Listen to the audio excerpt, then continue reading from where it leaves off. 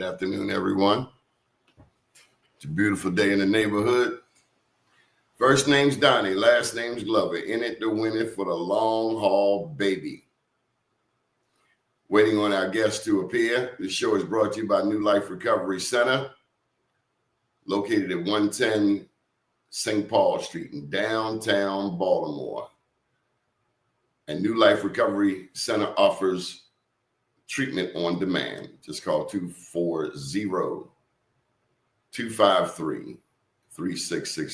Hope you had a wonderful Thanksgiving. Chance to get around the table, see family, friends.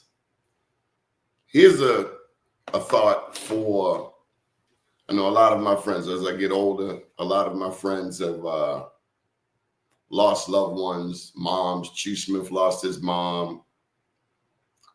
Buddy Hilbert Byers, Morehouse brother. He lost someone close to him.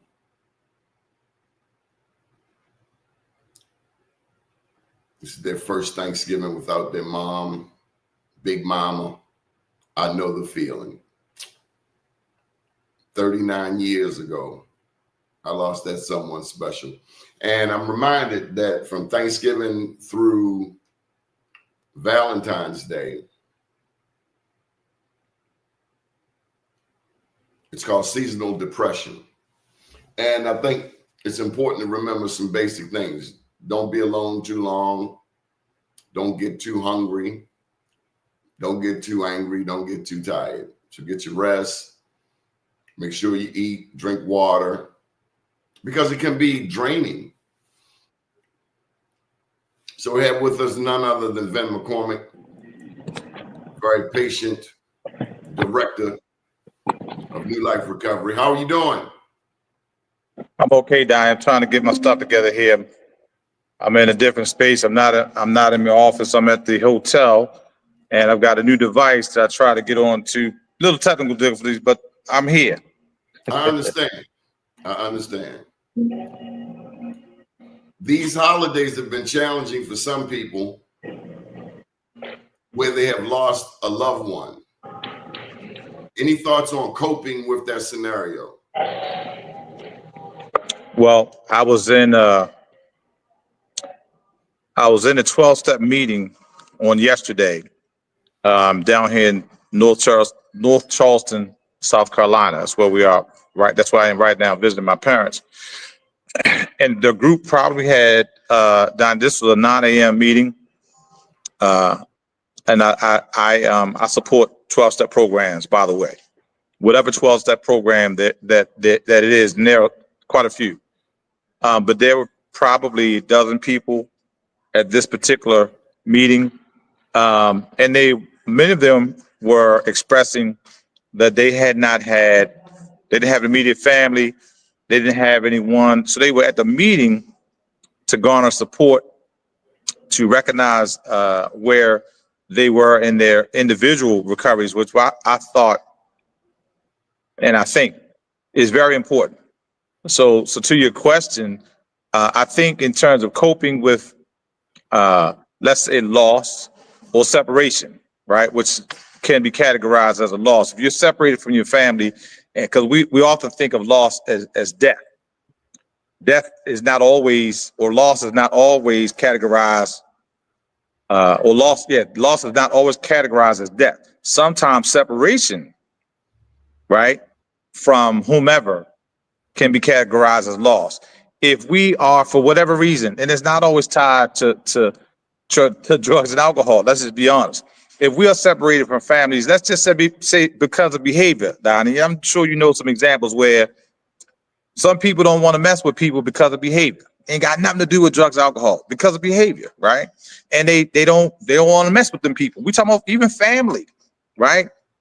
That can be considered and even felt as a loss because you may yearn or long for that person to be back in your space, or you be back in that circle, whatever the case may be.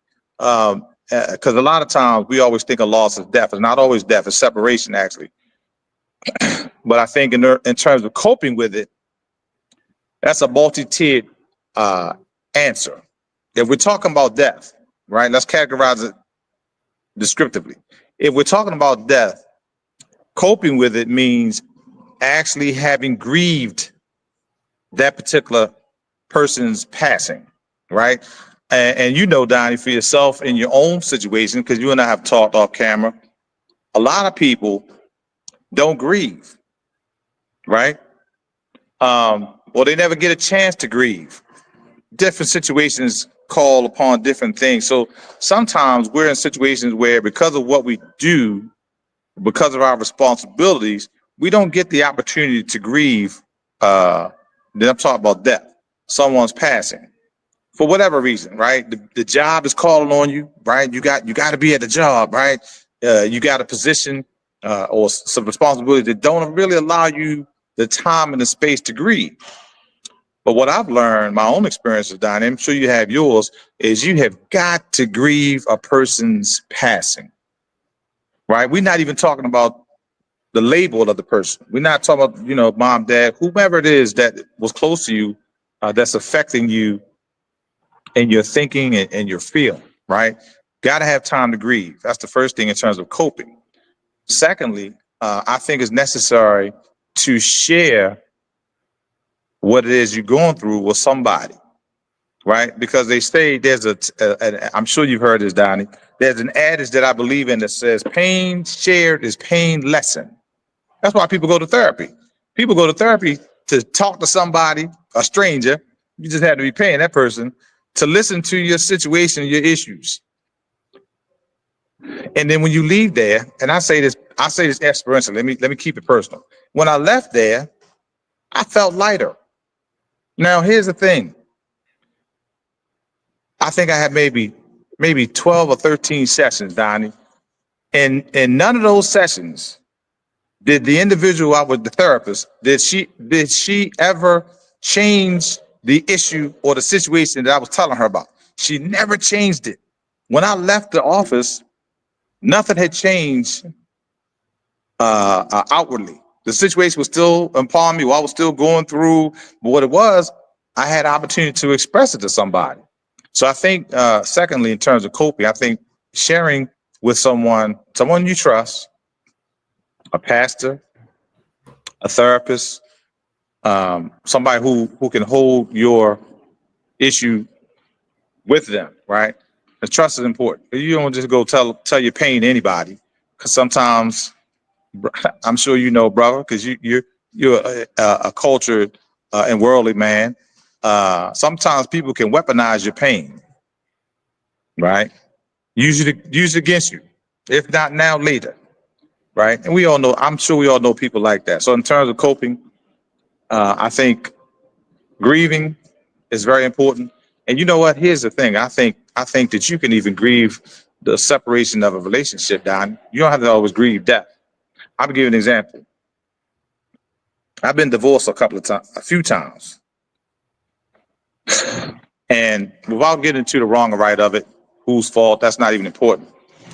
In those situations, personally, I grieved the separation of those women, right? For whatever reason. That might sound crazy, but if you spend time with somebody, and you and I talk about this in terms of you, and I certainly wouldn't talk about that online, on camera. We get attached to people, man. We get emotional. We lend ourselves to them and learning about them learning about us. We get attached, right? Emotionally. So when it's cut off, for whatever reason, we ain't talking about wrong and right here. We're talking about just something that happens. You grieve that loss. Now, that ain't no death. That's a loss. It's a separation, right? And in order for us to really go on and go forward, I'm dealing with this right now, Don. You have to grieve the separation of that relationship in order for you to be present in whatever comes next. Because a lot of times, you know this, bro, we grown men. We carry baggage into the next relationship. If we carry baggage into the next relationship, it's really doomed from the start. Sorry, something went wrong. Please try again. I'm sorry. I got this against my my iMac. when we carry back into the next relationship, brother, that next relationship is doomed from the start. We didn't give it a chance because we carrying the old into the new. So that's, grieving is very important. I think that's probably more important than sharing pain with somebody. But they certainly are sister and brother in terms of coping. And in this season, to me, this season recognizes gratitude and where we are versus where we've been. I myself am looking at. So listen, I'm gonna share this with you. I didn't really plan to come down to South Carolina for Thanksgiving. There's a lot of stuff going on in Baltimore that I need to have my hand on. But let me tell you what happened, Donnie. About a month ago, I was talking to my mother. My mother is, I'm 60. She's 75. She said, she had me when she was 15, her and my dad. She said to me, it would be really nice if I could have all my children at my house for Thanksgiving. Now, my brother lives in Texas, in Dallas. My sister's a little easier. She lives 45 minutes away from my mother in South Carolina. But let me tell you what immediately hit me when she said that, when I was thinking, that might not be a good time to come to South Carolina because it's a 9-hour drive, because I drive, I don't fly. And I drive, I'll get into that in a minute. So I drive, and it's 9 hours on 95. And I was thinking, I just got this new license, this new clinical license. I just got this new Medicaid number. I'm trying to hire some new counselors. I ain't really got time to drive down there and fight traffic. That was what I first thought. But let me tell you what happened after that, Donnie. Not long after that thought of my busyness, I remembered. Now she's still on the phone as I'm thinking this. I didn't say anything. I just was thinking, I probably won't be able to go down there. I got this to do. Da. So as she's talking, and I'm listening to this voice, I'm gonna tell you something. In 1994, I was on trial for armed robbery, and I had a. This is what we call it over the jail. I had a ransom for bail. My bail was $100 grand. It was my first offense, Donnie. I had never broken the law ever in life before this particular time. And that charge, check that, those charges came as a result of getting and using and finding ways and means to get more. And that'll have you out there breaking laws. So I was sitting over the jail, man, $100 grand ransom. Let me tell you what happened. My mother had never seen me in jail before. Her and dad put their house up. They had equity in their house. They put their house up, man. They put their house up to cover my $100 grand bail and got me out of jail until I went to trial. Right. So I hold on to that because that's a momentous doing. You had to go through some things in order for that to happen. Some paperwork involved, and you got to have the equity in your house. It's they told me the process after the fact, and I just like, God, wow. So when my mother, and I don't want to stay on as long because I feel my eyes getting water.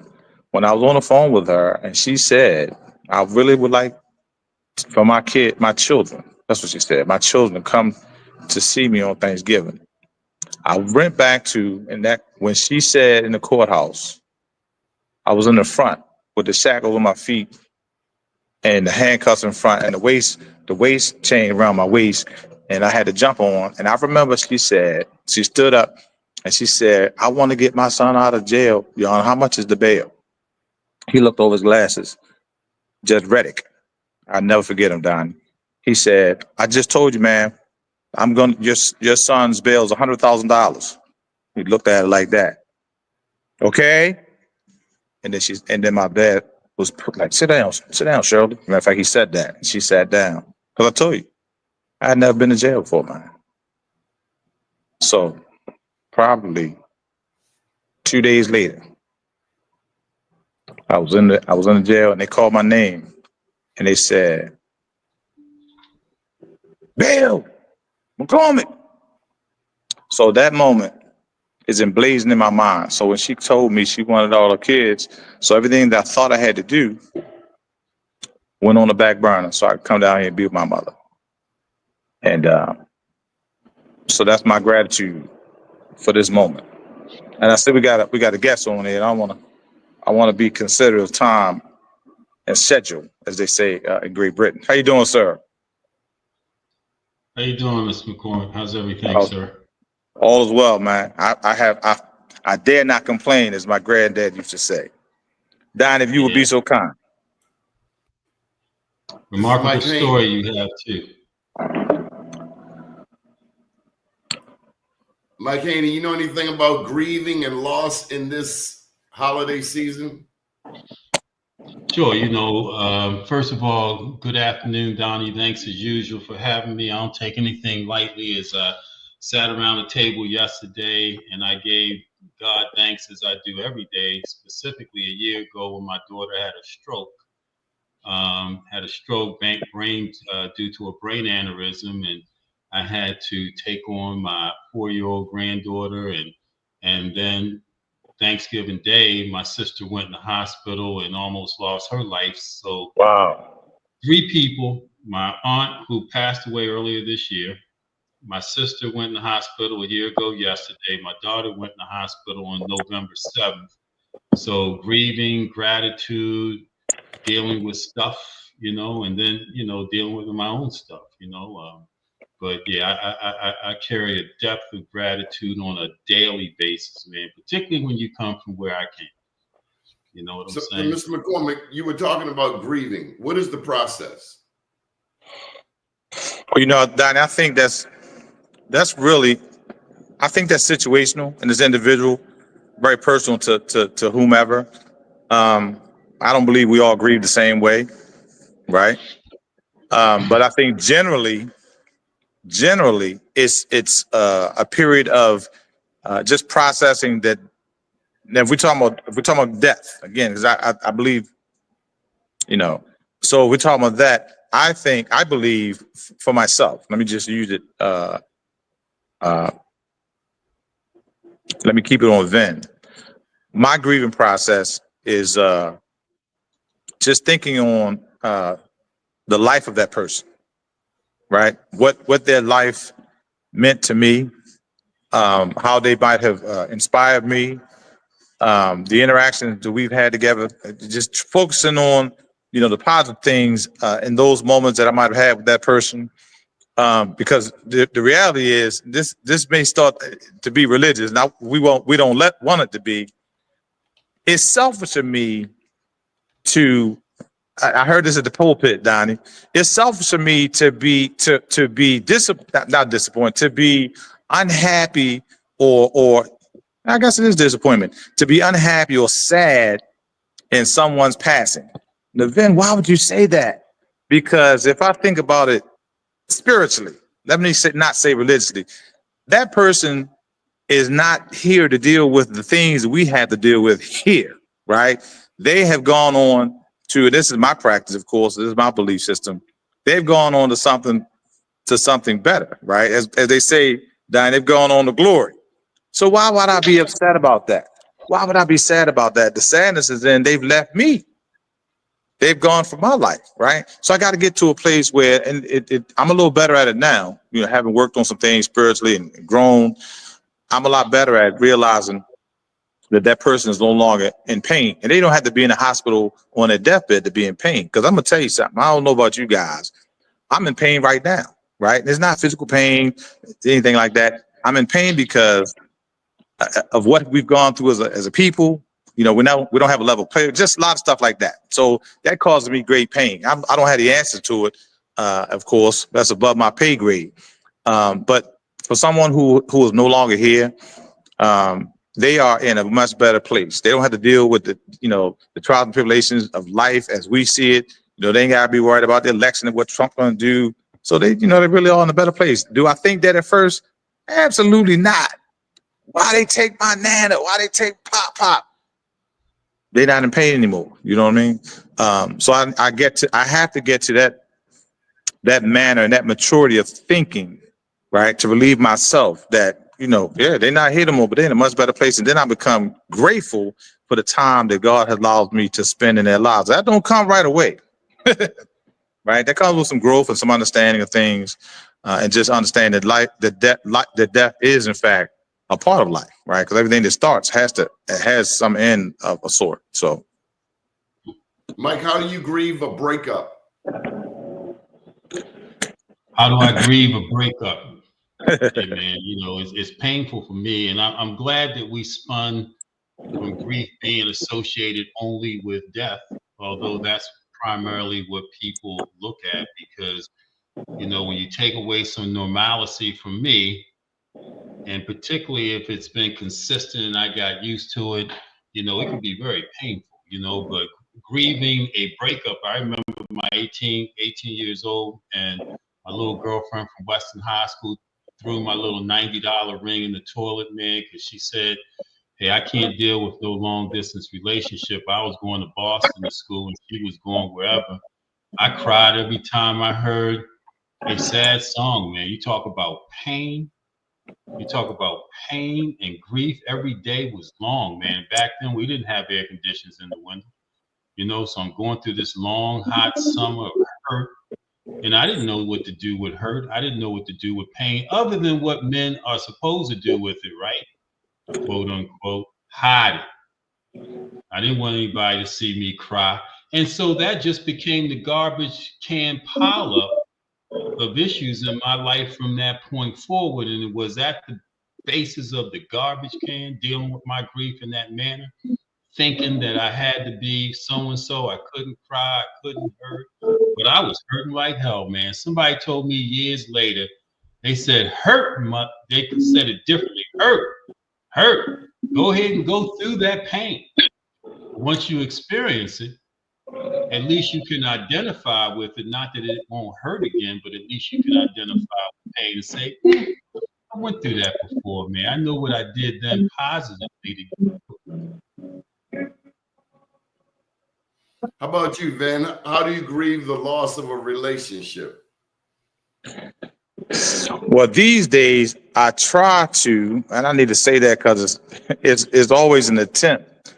I try to recognize first that it is over, right? Wow. Because listen, I don't know about y'all or the first that's listening. Sometimes it'd be over, and I won't recognize that it's over, right? And in doing that, I'm causing myself pain, right? You ever been in a situation where you with somebody and the only person that don't know that the relationship is over is you, right?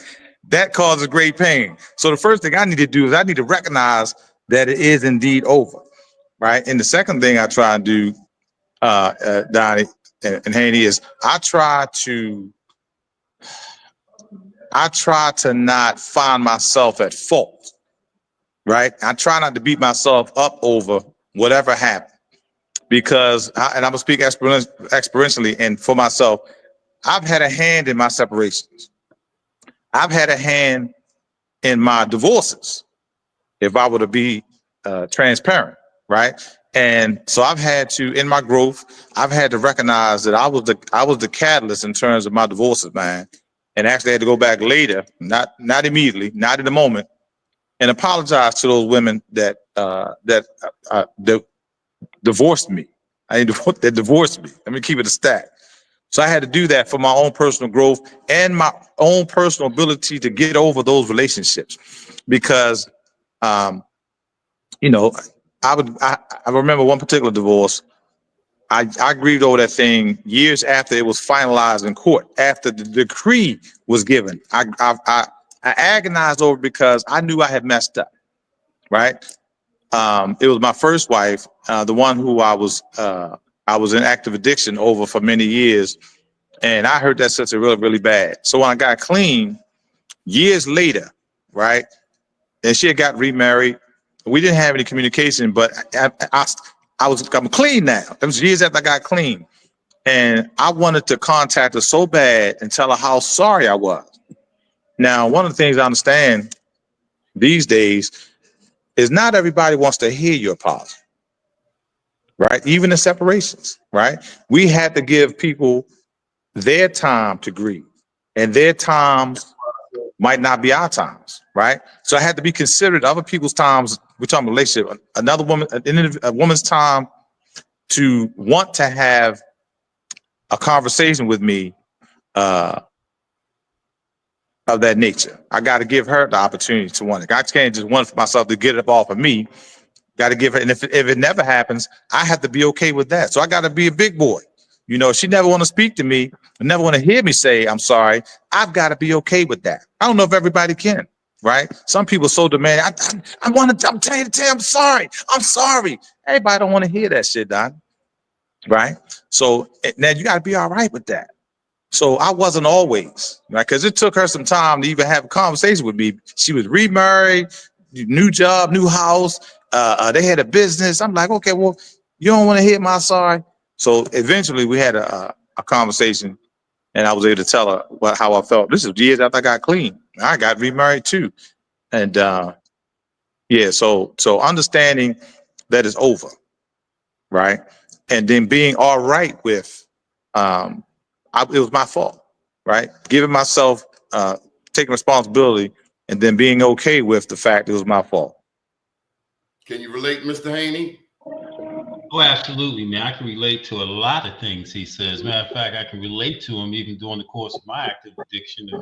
My first marriage, 5 kids in an active addiction with 2 of those kids, and wanting to make amends to a lot of people. But see, common sense of what I was told took over, and it told me to make amends when possible, except when they will injure myself or others. So Right. and I That's right. carry that through today.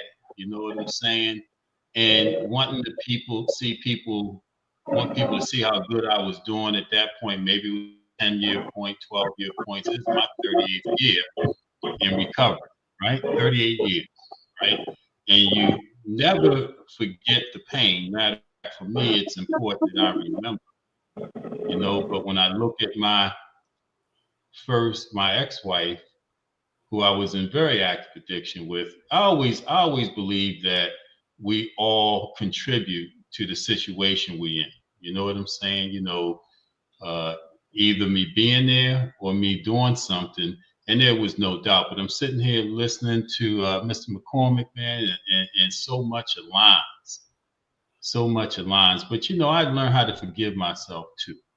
You know what I'm saying? And that's what I choose to do. I learned how to forgive myself, even if what I may have done disrupted your life. Because I used to always cast blame. It was never my fault. But see, that's the insanity of what we take ourselves through, man. And we look at things differently now in all matters. And guess what? I ain't using 38 years, but it doesn't mean some of my thinking isn't similar as other human beings are in terms of what I do. And I got to check myself all the time, man. All the time.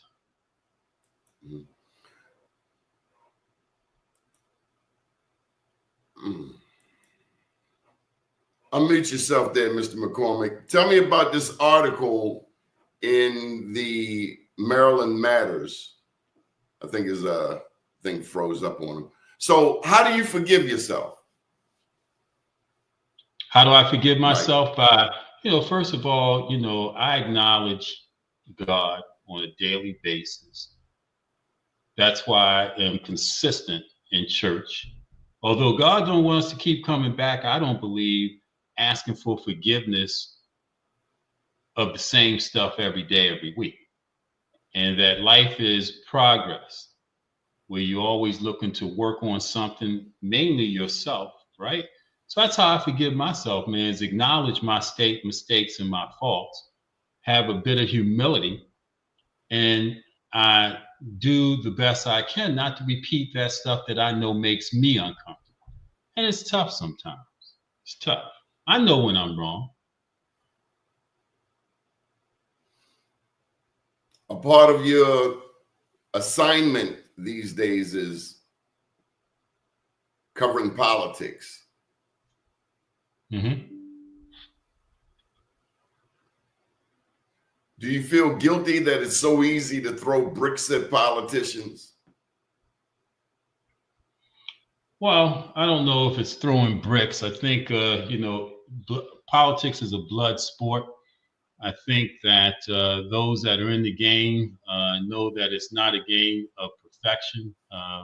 How do you measure success? And the fact that Hogan, as an example to what you're saying, had the highest approval rating of any governor, but yet during the congressional U.S. Senate campaign, there was still a large swath of people that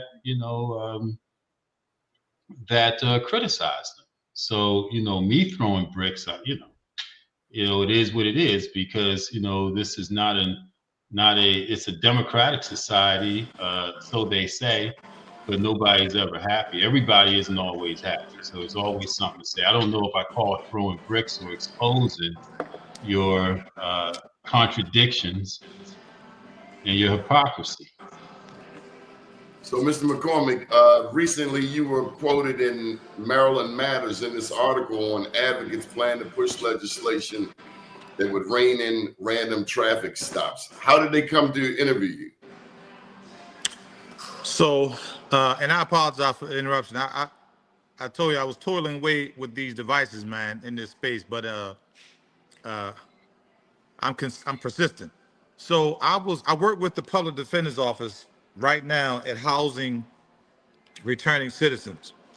So I was in a meeting with them a couple of months ago, and they told me about this effort that was going on right now, where they were attempting to have legislation initiated to eliminate traffic stops that were deemed unlawful. Right? They gave me the parameters. Your tail light is out, just different things. It's a whole bunch. It's a whole long list of stuff on the books now that they can stop you for. And they asked me, they said, "Well, Mr. McCormick, do you have any experiences with the police stopping you for what you believe are unlawful traffic stops?" I said, "How much time you got?" So they asked me, this was before this particular event in Catonsville. This was 2 months ago. So I gave them an example of one of the times I've been stopped in traffic. This is within the last 5 years. Now, I've been stopped quite a bit, but I gave them some more recent stuff. So I gave them an example of one, and they were like, "Wow, would you like to be on the panel?" So I was like, "Sure, well, what do I do?" "Well, can you just give the audience, an example of a traffic stop?" So I gave an example that day, 2 months ago. So when I was on the panel last week, was it, Donnie? I gave them a different example. I've been stopped a few times, brothers. I drive high end stuff, and my windows tinted, and I drive in the county a lot. I drive in the hood quite a bit. So I guess the officers, and they've been Caucasian, as a matter of fact, probably 13 out of 15 times they've been Caucasian. I guess they think that there's a drug deal in there. We're gonna stop and see what we can get. I just believe that. You can't shake me from that. So that's how that came to be, man. And it was a really interesting experience.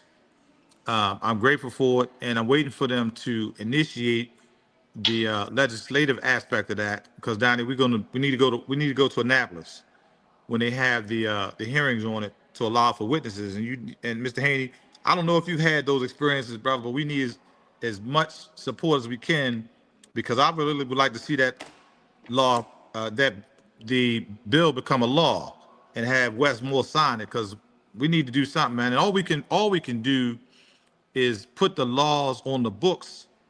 One of the things that I expressed in the panel is the law being on the books is not enough.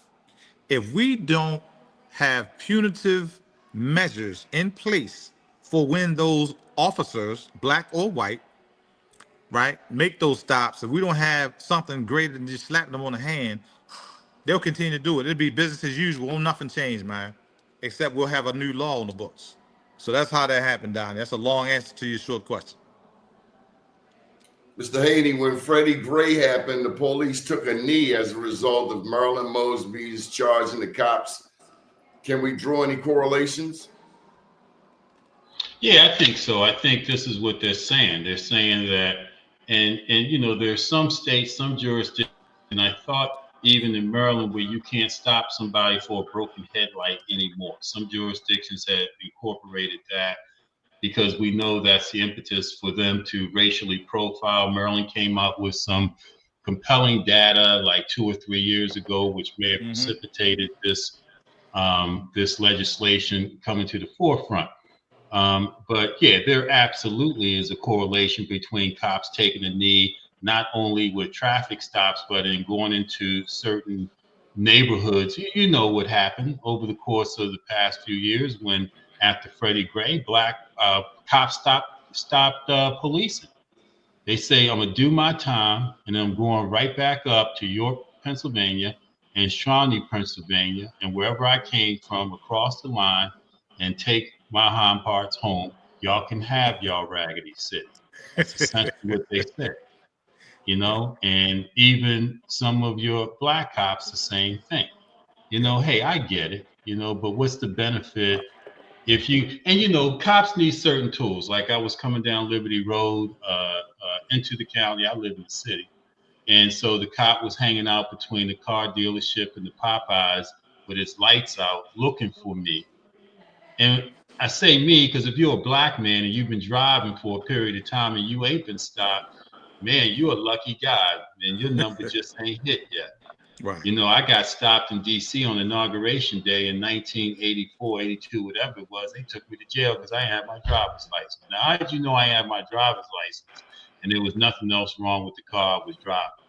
I wasn't driving fast. I was on K Street, but that's what they did. They profiled. Absolutely. We know that. Wow. So any tips for people to get through the holidays without drinking and drugging? Tips? What does that mean?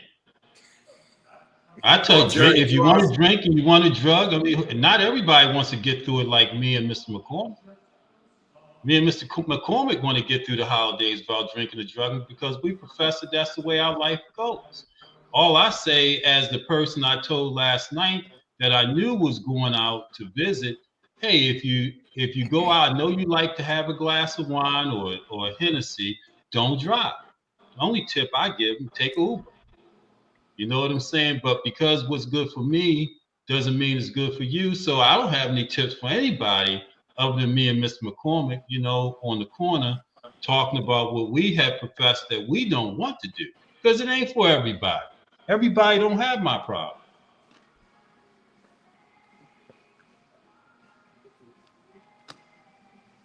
Now you can't come over my house.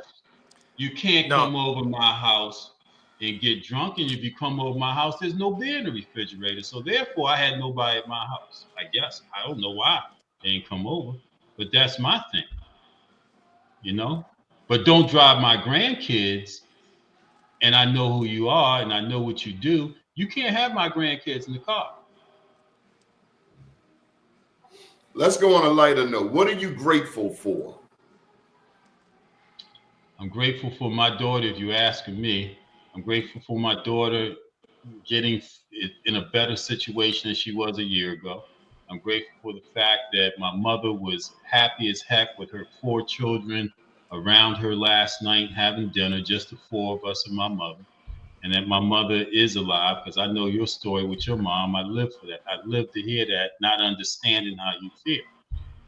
You know, and so I'm just grateful for the little things, man. You know what I'm saying? Just grateful for the little things. But my mom still being here, very grateful for that. That's outstanding, Haney. So, Donnie, you asked me what I was smiling. I was listening to Haney express. He said something very powerful. Everybody doesn't want to live a life of being clean and sober, right? And I respect that, and I move out their way. In fact, I got some relatives whose houses, I don't know how it's gonna sound, but it's just my truth. I got some relatives whose houses I don't even want to go to during the holidays, right?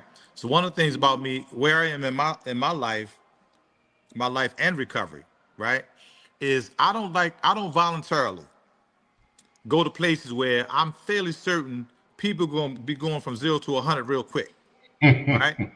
Because most of the time people don't know how to handle that external thing they put in their body, whether it's alcohol or marijuana, right? So, I got some relatives who drink strictly for the effect of it. They don't want to put the cup down until they feeling it.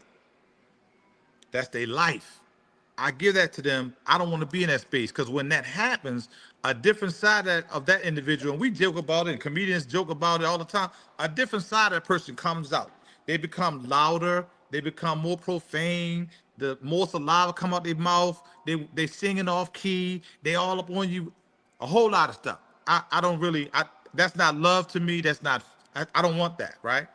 I don't know how that sounds. But I'm just telling you me. Right. The marijuana. I've gotten to the point where I know it's been legalized. We're talking about Maryland. It's legalized here medically. I can't recall if it's been, maybe you guys can help if it's been legalized recreationally. I don't think it has recreation, but I know it has been medical, right? So it's off the chain, man. It's out. It's on the sidewalk. I see blunts in Baltimore City. I see blunt wrappings and tobacco that's been taken out of the blunt everywhere I go, right? I smell it. I could be driving down the whole down. I was on Greenmount behind some cars a few days ago, and I smelled the marijuana as I'm driving up the street because the cars in front of me was smoking it. It was blowing out the window, right? I was like, man, it's off the chain. It's off the chain. But I don't want to be around people who I know are smoking marijuana, because I don't want the smell, right? Because you ain't got to be Wow. smoking. You ain't got to be Wow. smoking. It's gonna be on you. That's just where I'm at in my life, man. It doesn't cause my stomach to flip or any of that. It don't make me want to go and get me a blunt or a dime. It don't do none of that. The alcohol don't make me. It's just I don't like the behavior that comes with that, right? And that might sound like I'm uppity. It's not, man. I seen it. I lived Oh it. man, and I can relate, man, because like for me, and until you experience what I experienced, I can't speak for Mr. McCormick's recovery. I can only speak to the benefit of what mine has been. It's been magnificent, right? 38 years, every single day through my 30s, my 40s, my 50s, half the way through my 60s, I haven't drank a drug, anything, right? And so, and I got some sick behavior probably. If you ask some people, that guy's out of his mind, right? So why would I sit there and have a conversation with you about anything and you under the influence? So I just don't do it. So why am I sitting there? And then I don't go to places that don't make sense for me to go, right? So you want me to meet you at the 5 Mile House for what? Is that a setup for me? And so I understand why you want me to meet you there. I'm understanding why I want to go. What's wrong with you? I'm asking myself, why are you talking with them? You just saw them drink 3 rum and cokes. Why are are you crazy? So what's wrong with your behavior? You sitting there talking with someone, debating politics, Westmore, Hogan, whatever, and they're under the influence. So what are you getting here? So insanity is me having a conversation with someone under. So, it's a whole different perspective for me, right? And not that I criticize you, because you're Right. entitled to do that. I spent Absolutely. my first 13 years in recovery on the in Washington Hospital Center, doing meetings and taking the message and working. Because one thing about a recovery house, man, when you go in there, I was in there just as I'm dressed now. They let me in and they locked the doors. I had nothing physically wrong with me at all. Didn't have broken arm, broken head. So I was on a mental ward, essentially. When you look at it. And so there was something mentally wrong with me. So I'm going to get back into that same spirit now, 30 some years later, putting myself in a trick, So I just look at things differently. But I do not criticize people unless you got my grandkids in the car. You can't do that. But you can do whatever it is you choose to do. God loves you so much If you want to jump off that bridge, God will take care of you when you land. If I can talk you out of it, fine. But if I can't, you have a God as well. So I look at things from a very simplistic perspective. Live and let live. What does that mean? How did you gentlemen both choose business as a pathway to the future? Both of you have business. Mike, you're all the way in East Africa. I ain't like people telling me what to do. I didn't take orders very well. I always had to be in charge. So I said the best thing that you can do is and my sister on my 60th birthday party up at Forest Park, she showed me every card that I had for, even when I worked for someone, sold carpet, clean carpet, own cabs, own transportation. I always wanted to be my own entrepreneur because I knew that was the answer for someone like me that didn't like taking orders. Right. And then finally it clicked in 2012 or 2011. And, consecutively, contiguously for 13 years, I've been able to be self-supporting through my own contributions for working for myself. But it was always my mindset because I know what type of individual I was. Telling you what to do in your business. Who am I to think I can tell you what to do? And what do you do? What do you do? What do I do? Yes. So as a business, I've got a couple, you mean in terms of my business, right? So I have a workforce development entity that does workforce development for the federal government and the state. I have a call center that I launched with 3 Kenyan partners over in Africa, workforce development, a social enterprise. And I also do consultancy in the hotel and the restaurant space. So people call me usually when they get in trouble. I teach at CCBC and BCCC some high-end restaurant management courses for those that desire to set up and structure their businesses in those regards the appropriate way. How about you, Mr. McCormick? So I decided, no, that's not true. My first 2 jobs, the first 2 jobs that I applied for clean, I got the jobs, but I got fired. So when I got clean in May 7th, 2000, right? So not quite as many years as Mr. Haney, but I'm working on it. So on paper, I look good because I'm former military. I spent a number of years as a computer technician before crack. So I got a job when I first got clean. If you guys remember, Sweetheart Cup out there in those mills, right? And I lied on the application when it said, you remember that question, do you have any felonies? I said, no, right? I got hired because on paper I looked good.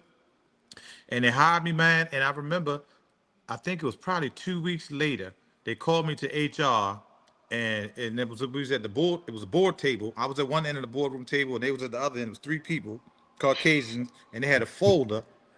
And I really couldn't fathom at the time what I was there for, but because I got hired, and they said, "Well, Mr. McCormick, we have your," because they had my criminal jacket in the folder. It's Mr. McCormick. Do you remember when you filled out your application? I said, "Yeah." Excuse me, I'm sorry, my nephew. Hey man, I'm on the Zoom. I just want to say hello to you. Yeah. All right. They said, "Well, we've got your we did your background check." I remember this like it was yesterday, man, because they were starting over their words. I'm trying to figure out why am I here, right? Because I was hired, so I didn't think, So I said, "Well, we pulled your criminal background, Mr. McCormick," and then then it dawned on me, right, Mike? I was like, "Oh, yeah, they're getting ready to let me go," right? So they said, "Well, do you remember the question?" I can't remember. It was like question 8 or 9 on the application, right? They said, "Well, do you remember, Mr. McCormick?" They had my application in front of them too. "Do you remember the question number 9 on the application?" And I paused. They said, "Do you have any felonies?" They recited the question to me, and then I said, "Oh, okay." They got my jacket right there. So it all became clear of what we were doing here. So then I'm looking at my watch to see how long it's going to take before they said, well, you no longer have a job. And then I'm like, damn, let me finish this. So all the stuff's going in my mind as we sit in the boardroom table because I done figured it out. So they said, well, is anything, well, we have your criminal record here, Mr. Cormick, along with your application. Is there anything you'd like to tell us? So at that point, fellas, I realized it ain't nothing I can say to them that's gonna allow them to keep me because they see my criminal record. I said, well, I will tell you that I'm grateful for the opportunity to work here. I was honest then, not previously. I was honest then because I was caught. I said, well, I had an issue. I didn't say substance abuse. I didn't say cocaine. I said I had an issue, and it caused me to do some things that weren't favorable. I ain't say nothing about illegal. I know how to frame stuff, Mike. So I said, and I'm a much better person now. So here we are, and I appreciate the opportunity. And they got into what the policy says. And we understand. Unfortunately, we have to. So, this what we're going to do, Mr. Cormick, is we're gonna. They cut my check that day. It wasn't paid. Oh, It yeah. wasn't paid. It wasn't paid there yet, right? So I went home. I was sultry, and I applied for Domino Sugar. Like maybe the next day or a couple days later, I got hired at Domino Sugar. Again, I lied on the application. I ain't learned. I lied on it because at that point I had not accepted, right? I had not accepted first that I had committed felonies, right? Secondly, that I was a recovering addict. I'm sorry, first that I was a recovering addict, and secondly that I had committed felonies in my addiction. I hadn't accepted that, Mike. Even though I was clean, I was probably 2 years clean by this time. Because my first year I was in and out of jail going back for the warrants that I had over my head. So I was 2 years clean, man, and living, never been clean that long. I'm scared. So I lied on application. So down the hired me. I start working. Same thing, fellas. I get a call from HR. So when I get the call this time, I look at my watch and say, okay, I'll probably be in there maybe an hour and a half and they're going to let me go. I already figured it out because it happened 2 weeks ago, or maybe 3 weeks ago. Same thing. We at a table. There's distance between us, and I figured it out. They wrapped my jacket and figured, oh, he must be dangerous. Not only do we have to let him go, we don't even want to sit next to him. So they down there, I'm up here. Same thing, folder. 4 people down there. They let me go. So I go home. I'm angry. This is what I did, Mike. This is why I thank God for sponsorship. I called my sponsor, man, because I believe in that. I have a sponsor today with 24 years clean. I said, man, they fired me. So this is what he said. So this is what a good sponsor will do. He will make you own up your shit. He said, well, Vin, tell me something. What part did you play in it? I hate that phrase and that question because it makes you think. If you're really sincere about what you're doing, what part did you play in? I said, man, what I do? He said, I'm sorry. What did the application say? It said, have you convicted? Vin, hold it. Let's do this one thing at a time. Have you been convicted of a felony? Yeah, you know I have, man. Oh, wait. You're going too fast. Why won't you tell the truth? I had to get honest with some things. I don't want to get into that because we ain't got but a few minutes. I said, okay. He said, this is what you do, man.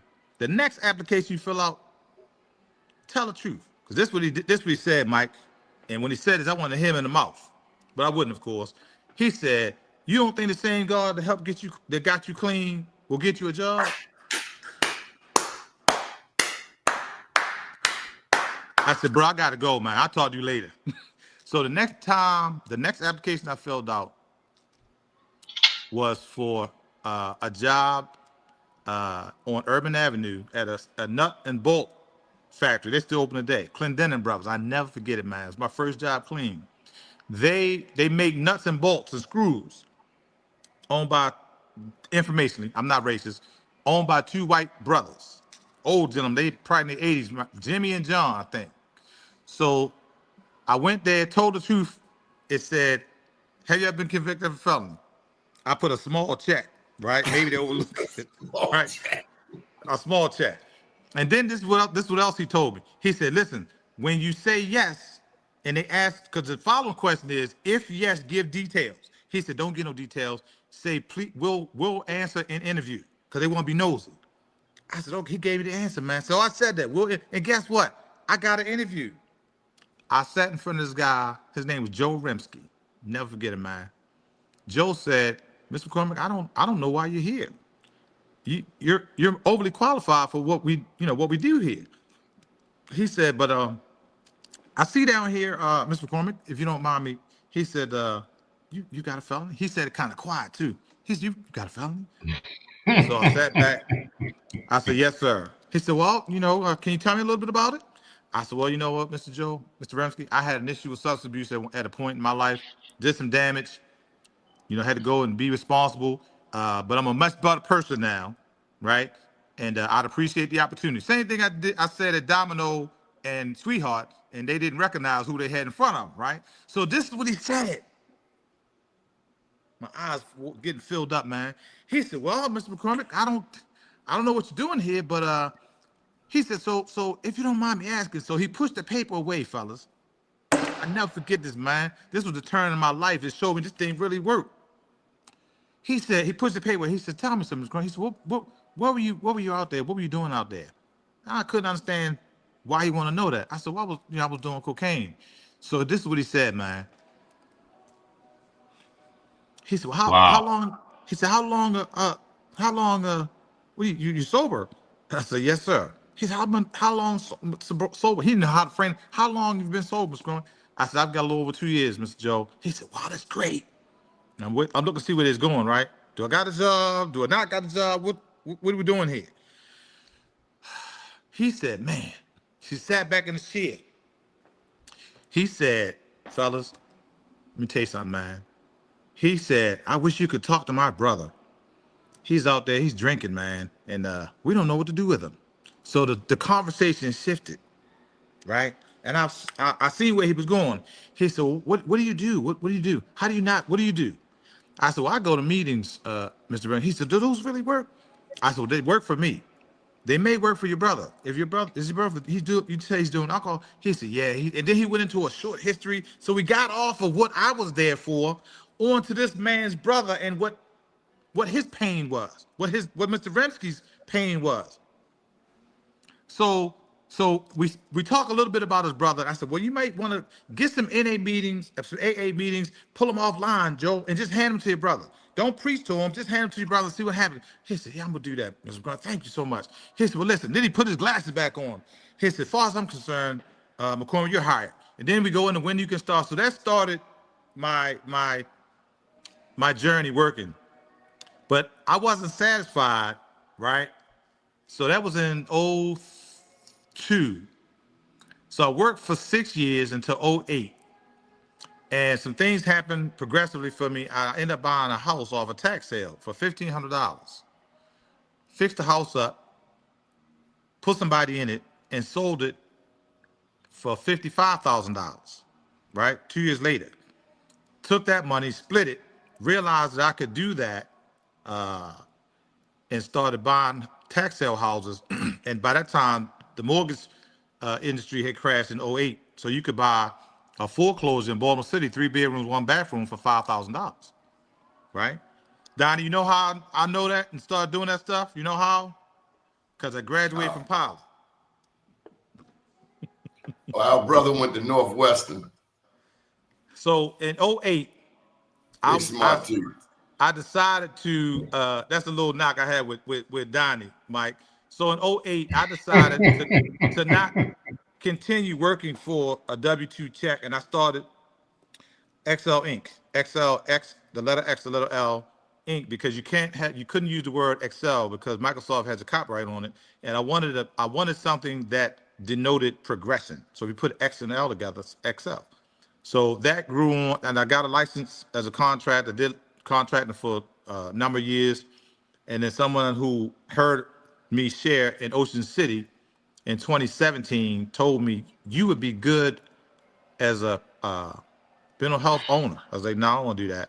So as God would have it, 2 years later, I started New Life Recovery Center because I believe real recovery can afford you a new life. So that's what we're here today as a result of that metamorphosis and that organic progression, if you will.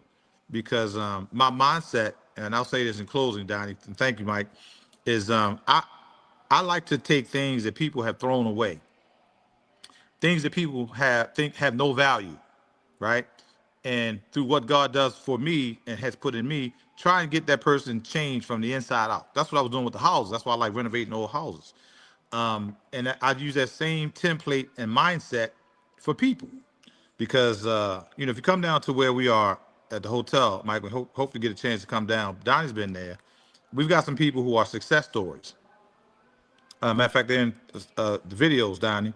I've got some people who are with me right now who are working for me, who came through my program, who had a skill set that we could use, and they're working. So, we do the best we can at turning people's lives around, and we've been very, very gracious and successful in doing that, I think. But that's not up to me. It's up to Donnie and up to you, Mike, to be able to see that and determine it for yourself based on what you see. If you need treatment on demand, call 240-253-3663. Mike Haney, Mr. McCormick, we will see you at the soiree December 5th. You coming, Mike? Yeah, I thought I was coming on the 12th at the airport, but wherever That's where you Donnie need to come to. You need to come to that, Mike.